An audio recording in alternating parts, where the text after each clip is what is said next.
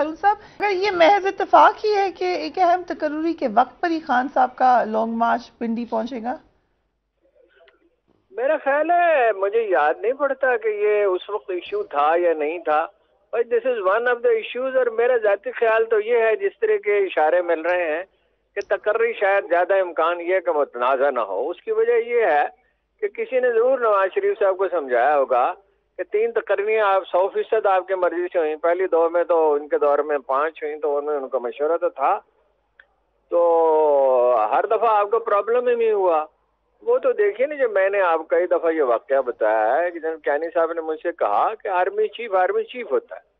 अब आप असद उमर साहब ने मुझसे एक दफ़ा कहा, ये ऐसे जनरल डिस्कशन हो रही थी किसी शख्स के बारे में नहीं, कि सियासतदानों को ज़्यादा स्पेस कैसे मिल सकती है। मैंने कहा मॉरल अथॉरिटी से और काम करने से, डिलीवर करने से। देखिए ना, तुर्की में क्यों लोग निकल आए थे? इसलिए वो समझते थे कि हुकूमत ठीक चल रही है, काम कर रही है, बड़ा अच्छा। हालांकि आवेजिश तो वहाँ बहुत थी इस इख्तिलाफ में, अगर कोई समझता कि आवेजिश नहीं थी, जो नहीं होनी चाहिए। यहाँ हमारे यहाँ तो आवेजिश भी है, एक दूसरे के खिलाफ साजिशें होती है, एक दूसरे से खौफ होता है। इमरान खान को ये खौफ है कि उन्हें एलिमिनेट कर दिया जाएगा, उनके मुखालिफिन को ये खौफ है कि उनसे इंतकाम लिया जाएगा। तो अगर आप डिलीवर कर रहे हैं, खैर वो ये तो एक दूसरा मौजू है। मेरा ख्याल है कि ये एहसास मिलिट्री लीडरशिप में मौजूद है, जो ताकतवर तबका फाल तबकात में भी मौजूद है। आर्मी चीफ अगर पहले ही दिन मुतनाज़ा हो तो उसका क्या फ़ायदा? मुल्क के जो दिफाई मामलात होते हैं वो इस तरह उन पर बहस नहीं करनी चाहिए, और शख्सियात को वैसे भी इस तरह बहस नहीं लाना चाहिए। आपने ट्वीट की है इस्लामाबाद और रावलपिंडी के ताल्लुकात पहले से नहीं, तफसील जल्द सामने आएगी। क्या हुआ ताल्लुकात को? देखिए ना, उनका यानी तो उसमें ये है कि उनका नुक्ता नज़र और है लंदन वालों का, यहाँ नुक्ता नज़र और है। खुद उनके भाई का नुक्ता नज़र अपने भाई से मुख्तलिफ है। उनके भाई का ये कहना है कि मफाहमत के ज़रिए चलना चाहिए, और मेरा ख्याल है वो सही कह रहे हैं कि मशावरत से जो फैसला हो। देखिए ना, जैसे मैंने कहा, अगर पहले ही दिन चीफ मुतनाज़ा हो तो हासिल क्या हुआ? बल्कि वो तो दबाव में होगा, नफसियाती दबाव में होगा। तो फिर जो जनरली बात लोग कह रहे हैं, सब लोग समझदार, कि भाई टॉप सीनियर्स में से ले लें कोई आदमी, ठीक है, एक को vice chief of army staff बना दें, एक को सॉरी वो चेयरमैन बना दें joint chief of staff committee का, एक को चीफ ऑफ आर्मी स्टाफ बना दे। फिर ये एक और बड़ा नुक्ता है। देखिए मुल्क को थ्रेट कहाँ से है? ऑब्वियसली गिलगित बल्तिस्तान, कश्मीर, ये टारगेट है। तो जिन लोगों का इस इलाके का एक्सपीरियंस है उसको भी जरा मलहूज रखना चाहिए, थ्रेट कहाँ से है। ये अगर चीजें मलहूज रखी जाए तो मुझे उम्मीद है अच्छा फैसला। एक तो ये खतरा किस हद तक मौजूद है खान साहब के ऊपर एक और हमले का, और खान साहब पिंडी आने की बात क्यों कर रहे हैं अब? देखिए, वो अपना खतरे की तो बात गालबन वो इसलिए कर रहे हैं, हो सकता है उन्हें कोई इत्तला भी हो कि जाहिर है वो इसको खतरे को जितना उजागर करेंगे उतना ही खतरा कम होता जाएगा। जब वो ये बार बार कहेंगे तो जाहिर है अगर कोई प्लानिंग कर रहा है तो वो डरेगा कि भाई अवाम का गैज़ो गज़ब का भी उसे सामना करना पड़ेगा, एक मुसीबत खड़ी हो जाएगी। पिंडी आने का फैसले में मेरा ख्याल सबसे अहम फैक्टर ये नहीं है कि वो GHQ पे दबाव डालना चाहते हैं। मेरा ख्याल इसलिए कि पिंडी में पंजाब की हुकूमत है, इसलिए वो आना चाहते हैं। और जाहिर है यहाँ उस तरह की सूरत हाल का उन्हें सामना नहीं होगा। और अगर वो उनका ये दावा दुरुस्त है, ये तो वक्त ही साबित करेगा दुरुस्त है या नादुरुस्त है, कि वो बहुत बड़ी तादाद में लोगों को ले आएंगे, तो पिंडी शहर के बाहर या शहर के अंदर तो कोई ऐसी जगह मुझे नहीं लगती जो यू पार्क है जहां वो इतने लोगों को जमा कर दें, तो उससे नफसियाती दबाव बहुत बढ़ेगा। और ज़ाहिर है लाठी चार्ज भी नहीं होगा, आंसू गैस भी नहीं चलेगी, लोग अगर उनके पुरअमन रहे तो इम्पैक्ट बढ़ जाएगा। मगर हारून साहब, इन तमाम वाकयात में इस वक्त जो टॉप स्टोरी अक्सर चैनल्स पर है वो घड़ी बेचने का मामला है। आपने इतने अरसे से फॉलो किया है खान साहब के करियर को, आपके ख्याल से इससे धचका पहुंचेगा खान साहब की साख को?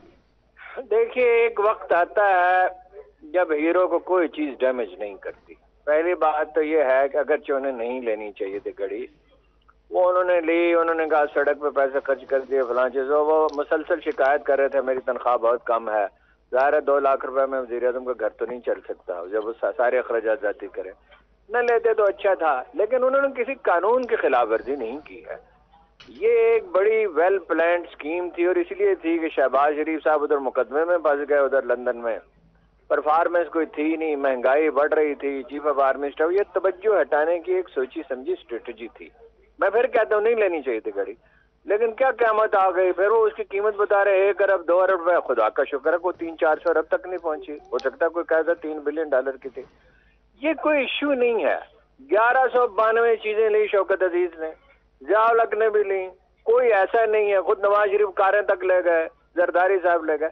یہ کیا ملک کا ایشو ہے جی؟ ایک گھڑی لی تھی اور وہ بھیجیے. یہ ملک کا مسئلہ ہے؟ ملک کا مسئلہ ہے بے چینی ہے، انویسٹمنٹ آپ کی رک گئی ہے، ٹیکس کلیکشن نہیں ہو رہی، باہر سے پیسے نہیں آ رہے، اور دنیا آپ سمجھتی ہے کہ یہاں پاکستان میں اب پیسہ انویسٹ کرنا، ایون لون بھی جو ہے وہ خطرے میں ہے. اگر دیں گے تو پتہ نہیں واپس نہیں ملے گا. اصل چیز پہ آنا چاہیے.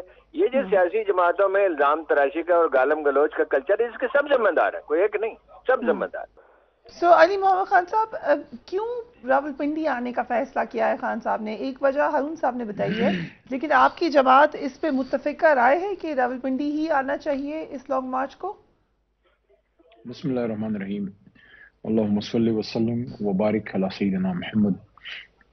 دیکھیں، اسلام آباد اور راولپنڈی ٹوین سٹیز ہیں، اور پنڈی کے بعد اسلام آباد ہی جانا ہے. یہ نہیں ہے کہ بس پنڈی میں ہی بیٹھ جانا ہے. اور پنڈی بھی پاکستان ہے، اسلام آباد بھی پاکستان ہے. ایک ریزن اس کی یہ بھی ہے کہ پنڈی پنجاب میں ہے، اور ہم نے پنجاب میں سے گزر کے ادھر آنا ہے جہاں ہماری حکومت ہے، اور خیبر پختونخوا سے بھی قافلے جو ہیں وہ آ جائیں گے یہاں. تو اسلام آباد کو کراس نہیں کرنا پڑے گا. ظاہر ہے وہاں عفنان صاحب کی جماعت کی جو حکومت ہے، جس طرح سے 25 مئی کو انہوں نے ہمارے اور ہمارے نہتے لوگوں اور خواتین، خاص کر بچیوں کے ساتھ کیا، تو وہ انشاءاللہ اس بار نہیں ہوگا. وہاں سے پیسفلی بھی ہم آ جائیں گے اسلام آباد کی طرف بھی.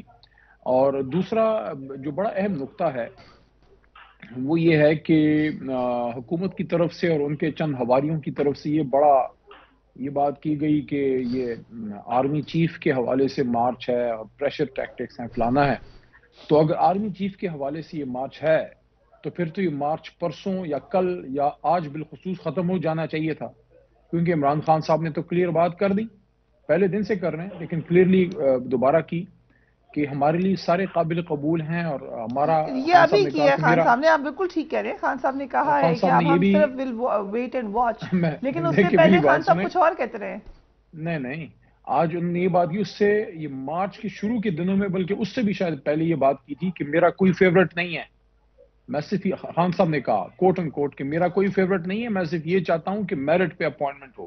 اب میرٹ پہ اپوائنٹمنٹ ڈیمانڈ کرنا کوئی غیر آئینی ڈیمانڈ نہیں ہے، اور اس کا یہ بھی مطلب نہیں ہے کہ یہ باقی سارے میرٹ پہ نہیں ہے.